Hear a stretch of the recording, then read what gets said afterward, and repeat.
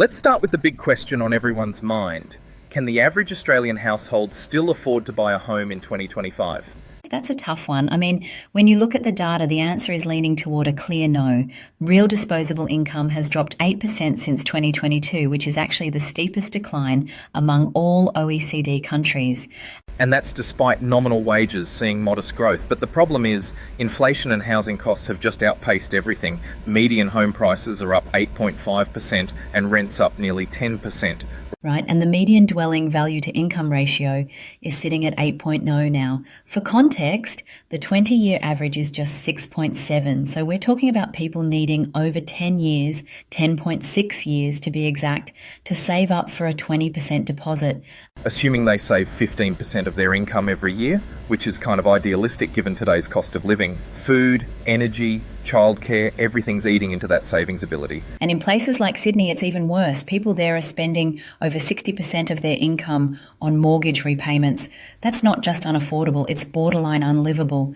It's interesting though, despite this affordability crisis, property prices are still rising, albeit slowly.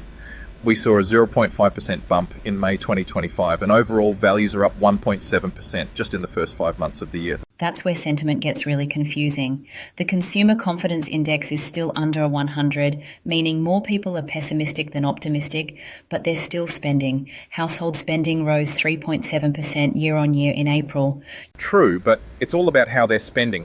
There's a big move towards what people are calling affordable indulgences. Matcha, gourmet coffee, boutique fitness.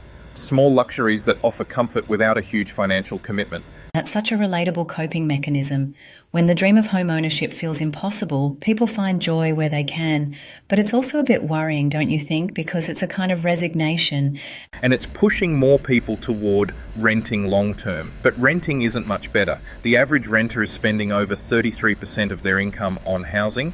And in some places, you need an annual income of $130K just to rent a basic place. So we're seeing shifts, not just in spending behaviour, but in investment patterns too. Investors are leaning into build-to-rent projects now. There's less of a focus on flipping for capital gain, more on steady rental income. Which makes sense in a high-rate environment. But what about first home buyers? Government incentives like the Help to Buy scheme and the First Home Guarantee are trying to bridge that affordability gap. Yeah, but the gap's massive. Even with those supports, saving a 2% or 5% deposit still doesn't address the repayment burden. Monthly repayments jump 65% for households that refinanced off low fixed rates. We can't forget the fixed rate cliff. Over 880,000 households hit it between 2023 and 2025. That's a huge shock to the system. And arrears are creeping up. 90-day delinquencies hit 1.43% nationally, higher in places like WA and NT. We're seeing more motivated seller listings and hardship applications. Do you think we're nearing a tipping point? Possibly, but the Reserve Bank is trying to ease pressure. Interest rates were cut to 3.85%, with more cuts expected. Inflation's easing too. CPI's at 2.1% now. That's some breathing room, but the risk is that lower rates might reheat the housing market and make things even less affordable. Exactly. It's like playing whack-a-mole with affordability. Fix one issue and another pops up. So what's the way forward? Is it more government intervention, or is this a structural issue that needs a complete overhaul? Probably both. Faster planning approvals, more social housing, zoning reforms, even phasing out negative gearing. It's all on the table, but none of it's fast. Meanwhile, households are getting smarter. Millennials and Gen Z are using fintech tools to save better, budget smarter. That shift toward financial prudence is one silver lining. Yeah, and maybe the bigger question is, should we even expect everyone to buy a home anymore, or are we moving into a new normal where long-term renting is more socially acceptable?